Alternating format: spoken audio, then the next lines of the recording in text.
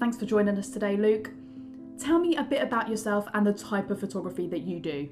So I'm a photojournalist, working mainly with the wire agencies. So one day I could be doing politics, or I could be doing a story on climate change, or I could be doing a story on the economy, or well, anything really, anything that's in the newspapers or on the news websites.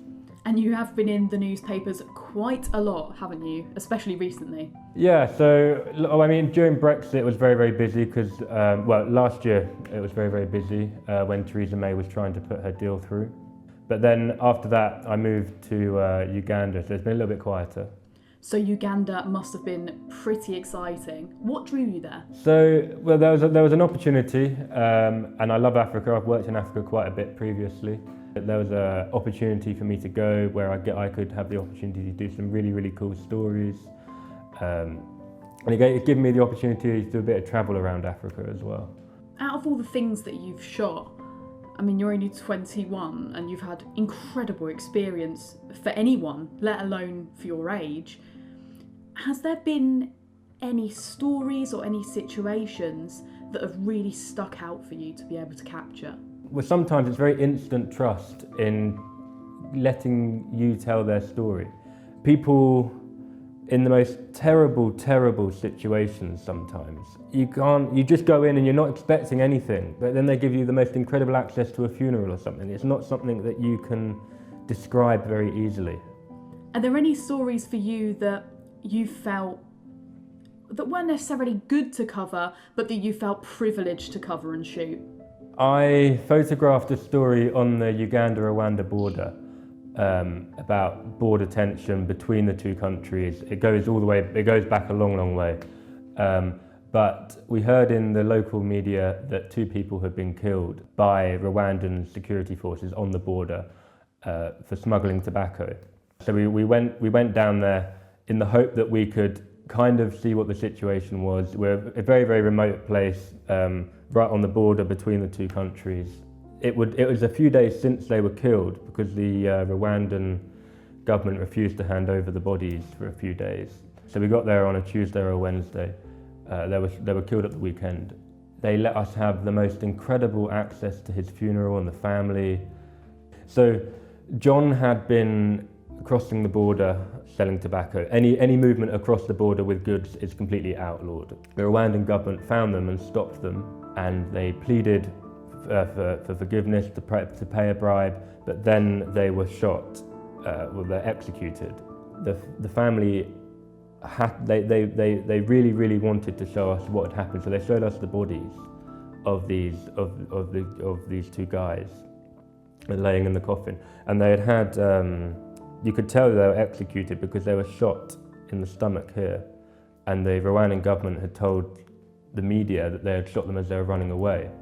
So they let us have this access to the funeral, which is the most incredible event. Everybody turns up, hundreds and hundreds of people. It's unlike any funeral you get here. And you've got the coffin at the front of the family around it, and then the whole church is filled to bursting, outside is filled to bursting. And I was just welcomed into the front to take my pictures. I took a portrait. Oh, it's not a portrait, it's just a picture of a moment between the auntie, the sister of one of the men who was killed, and the son of the man who was killed. And you just have access to beautiful moments like that. You can't describe it. So recently you won the UK Picture Editors Guild Award 2019, the Young Photojournalist of the Year. Yeah. How does it feel to have that kind of recognition? I mean, obviously you've been commended, you've won a lot of other awards, but what is it like to get that sort of recognition for your work? Yeah, I don't really know what to say because I was a little bit speechless about it. I wasn't. I think it's probably the biggest award I can win at my age, really, unless if you're lucky enough to get World Press Photo or something like that. And some great young photographers who are now they've gone on to do great things. So I'm looking forward to what's to come. So Luke, I used to work with you, of course, when we were both a lot younger. And I remember even then, you'd disappear off because there was a protest or something going on, and there'd be something for you to be able to photograph. My favourite image from you has to be the guy who was getting arrested at the EDL protest. You've got this like wide angle lens right in his face. He's looking really aggressive. It's so well shot. What would you say, out of all the time you've been shooting, what's your personal favourite image? I love that picture. Oh God. I don't know. I think I like different pictures for different reasons. They capture different moments. I've got a picture of Donald and Melania Trump walking down Downing Street, and everybody was focusing with Theresa May and her husband at the door, and it was just as they were walking up, they just went to go and grab each other's hands, and Donald was looking down. I love that picture. I don't really know why. I think it's quite poignant about them two. And the picture of the EDL man getting arrested. We had been attacked that day by the far right, which are one of the most dangerous groups of people to photograph in the UK. A group of them had come and attacked a few of us photographers and a BBC camera crew. And then the police came in very, very heavily and started arresting people, and they arrested that man. And I just happened to go down, they happened to be able to shoot in between the policeman's legs, and it was just a lucky picture. Luke, have you ever been, out of all the situations I've seen you shooting in, I know there's times where I'd be worried.